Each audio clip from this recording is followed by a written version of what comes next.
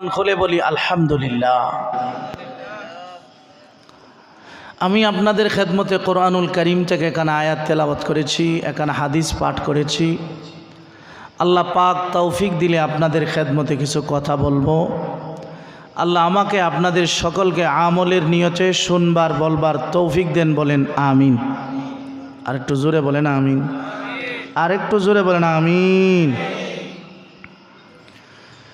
আল্লাহ আমাদের খালিক, মালিক, আমরা আল্লাহর গোলাম। আল্লাহ পাক যে আমাদেরকে কত নিয়ামত দিয়েছেন এটা একমাত্র জানেন কে? আল্লাহ আমাদের এত নিয়ামত দিয়েছেন আমরা গুণে শেষ করতে পারবো না। আল্লাহ পাক নিজে বলেন, ওয়াইন তাউদ্দু নি'মাতাল্লাহি লা তুহসুহা।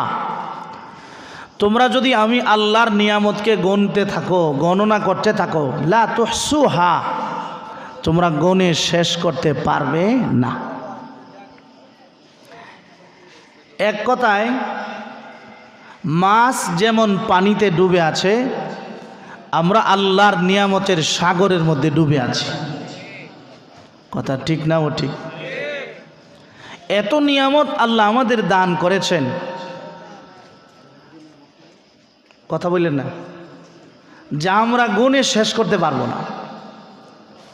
সবচেয়ে বড় নিয়ামত দুইটা।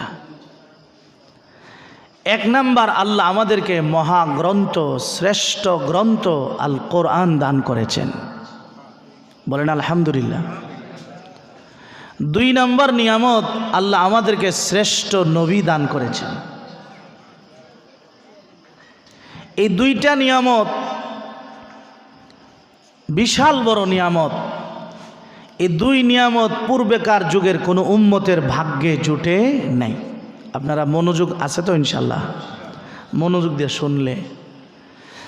কোরআন হাদিসের কথা শুনতে হয় মাটির কানে না দিলের কানে? হ্যাঁ, মাটির কান দিয়ে শুনলে কাজ হইতো না, শুনতে হবে দিলের কান দিয়া। দিলের কান দিয়া শুনলে আল্লাহ আমল করার তৌফিক দান করে। এই সুকুন আজ গোশে দিল বায়াদ শানুদ, ই সুকুন আজ গোশে দিল বায়াদ শানুদ, গোশে গেল ই জানাদারাদ হিচে সুদ। কবি বলে কোরআন হাদিসের কথা শুনতে হয় দিলের কানে, মাটির কানে শুনলে কোনো লাভ।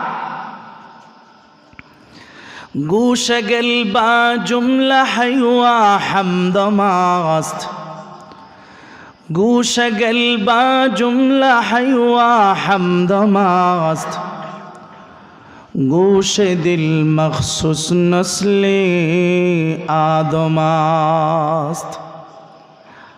মাটির কান সমস্ত প্রাণীর আছে, আছে না? গরুর কান আসেনি? শুনেনি? শুনে মানেনি? বোঝেন না? শুনেনি, মানতে পারেনি। মাটির কান আল্লাহ সমস্ত প্রাণীকে দান করেছেন, আর দিলের কান আল্লাহ একমাত্র মানুষকে দান করেছেন। এজন্য মানুষ শুনে মানতে পারে, আল্লাহ তৌফিক দেন। তো আমরাও মাটির কান্দা শুনবো না দিলের কান? আল্লাহ তৌফিক দেন, বলেন আমিন। খুব মনোযোগ দিয়ে শুনবেন, আমি বেশি সময় কথা বলবো না, অল্প কয়েক মিনিট ইনশাআল্লাহ। তো আল্লাহ আমাদের শ্রেষ্ঠ একটা নিয়ামত দিলেন, সেটা হলো আল্লাহর কোরআন। আল্লাহর কোরআন শ্রেষ্ঠ নিয়ামত, এর চেয়ে বড় আর কোনো নিয়ামত হইতে পারে না। আমরা আজকে যে বসছি এটা তো কোরআনের মাহফিল। এই যে রমজানুল মুবারক গেল, এই মাসটা কিসের মাস বলেন? কোরআনের মাস। এই মাসে এত কোরআন তেলাওয়াত হয়, সারা বৎসরেও এত পরিমাণ কোরআন তেলাওয়াত হয় না। কোরআনের মাস। এই মাসে নবী আরবি নবীজি নবী সাল্লাল্লাহু আলাইহি সাল্লাম নিজে জিবরাইল আমিনকে কোরআন পাঠ করে শোনাইতেন। কোরআনের মাস। এই কোরআনের দ্বারা আল্লাহ তাআলা আমাদের মর্যাদা বাড়াইয়া দিয়েছে।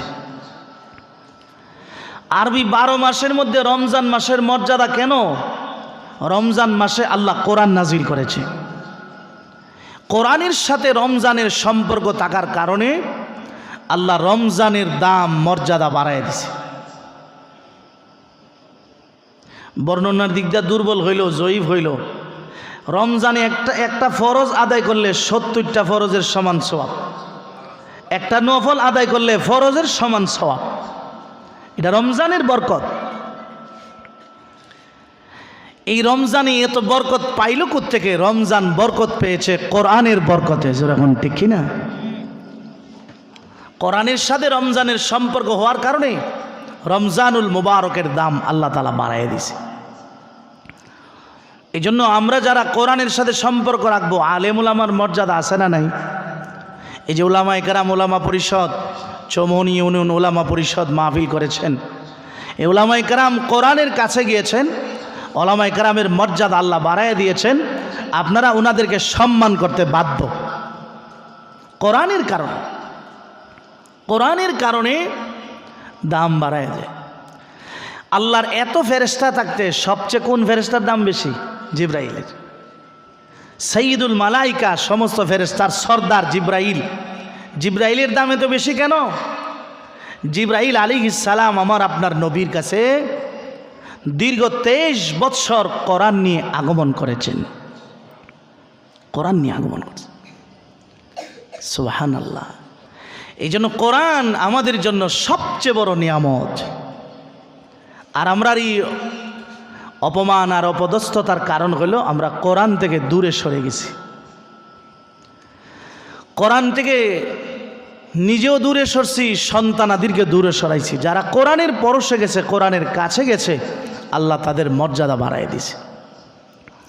আল্লাহর হাবিব একদিন জিবরাইলকে বলেন, জিবরাইল, কোরআনুল কারিমে যে আল্লাহ বলছেন ওমা আরসালনাকা ইল্লা রাহমাতাল লিল আলামিন, নবী আপনাকে আমি আল্লাহ রহমত স্বরূপ বিশ্ববাসীর জন্য রহমত হিসাবে পাঠাইছি।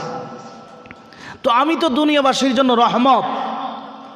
আমার রহমত থেকে তুমি কোনো অংশ বন্টন ভাগা পেয়েছো কি?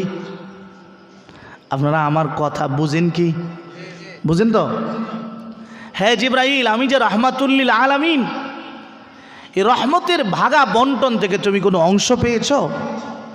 জিবরাইল বলেন, হুজুর আমিও পেয়েছি। কিভাবে পেয়েছো? সেটা আমি পেয়েছি কোরআনের বরকতে। কোরআন নাজিল হওয়ার কারণে আমি বুঝতে পারছি।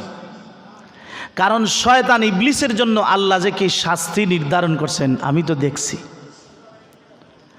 তো আমি জিবরাইলও শঙ্কিত ছিলাম, আল্লাহ আমার সাথে জানি কিরূপ ব্যবহার করে। আমার শেষ পরিণাম সম্পর্কে আমি জানতাম না। আচ্ছা, আমরা জান্নাতি না জাহান্নামী জানি? আমার আপনার শেষ কি হবে, শেষ পরিণাম কি হবে আমরা কেউ জানি না। আমি হুজুর, অনেক আছেন সাধারণ মানুষ, অনেক আলেম ওলামা আছে, আমার আপনার জীবনের শেষ কি হবে আমরা কেউ জানি না। এই জন্য আল্লাহর কাছে সবসময় দোয়া করা, আল্লাহ যেন আমাদের শেষ পরিণামটা ভালো করেন। আল্লাহুম্মা বারিক লানা ফিল মাউত ওয়া ফিমা বাদাল মাউত ওয়া কিনা আযাবান নার। আল্লাহ আমরার মরণে বরকত দাও, অর্থাৎ ঈমানের সাথে মৃত্যু দান করো। জিবরাইল আমিন বললেন, ইয়া রাসূলুল্লাহ, আল্লাহ রাব্বুল আলামিন আমার সাথে কি ব্যবহার করবেন? আমাকে কি জাহান্নামে দিবেন নাকি জান্নাতে দিবেন? পরকালে আমি কি আল্লাহর আযাবে গ্রেফতার হব কি হব না? আমি জিবরাইল আলাইহিস সালাম আমার শেষ পরিণাম সম্পর্কে আমি জানতাম না, কিন্তু যখন আপনার উপর আমি কোরআন নাজিল করি, কোরআন নিয়ে আপনার কাছে আগমন করি, কোরআনের বরকতে আমি জানতে পেরেছি মহান আল্লাহ রব্বুল আলামিন আমার সঙ্গে ভালো ব্যবহার করবেন। আপনার উপরে যদি কোরআন নাজিল না হইত, তাহলে আমি জিবরাইল আমার শেষ পরিণাম জানতাম না। আপনার উপরে কোরআন নাজিল হওয়ার কারণে কোরআনের একটি সূরার ভিতরে আল্লাহ আমি জিবরাইলের প্রশংসা করি।